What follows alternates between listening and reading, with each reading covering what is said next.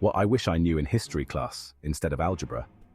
How did Uncle Sam fund his adventures before income tax? Long before the 16th Amendment brought us income tax in 1913, the US government used an eclectic mix of revenue sources to keep the lights on. Tariffs, or taxes on imported goods, were a biggie. Though they made trade tricky and sometimes pricey, they were a financial lifeline.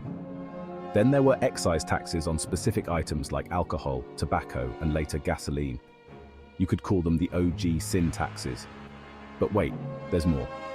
The sale of public lands, especially out west, was another key source of income. As pioneers grabbed land, Uncle Sam grabbed cash. However, during economic downturns or wartime, these methods fell short. The government had to resort to borrowing, issuing bonds to cover expenses. And let's not forget, the Constitution originally limited direct taxes on individuals, which is why income tax needed an amendment. So there you have it. The 16th Amendment wasn't just a tax tweak, it was a game changer for federal funding. Before the 16th Amendment, the US also relied on other creative methods to pay its bills.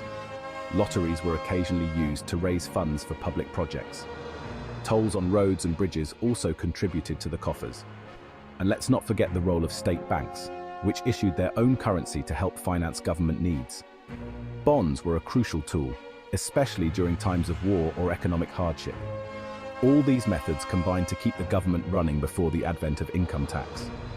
The 16th Amendment wasn't just a tax tweak, it was a game changer for federal funding. Lotteries were used to fund public projects like roads, bridges, and even universities. For example, Harvard and Yale were partially funded by lotteries in the 18th century. Tolls were another method. The Lancaster Turnpike, built in the 1790s, was one of the first major toll roads in the US, funded entirely by tolls collected from travelers. State banks played a significant role by issuing their own currency, which helped finance local and state government projects.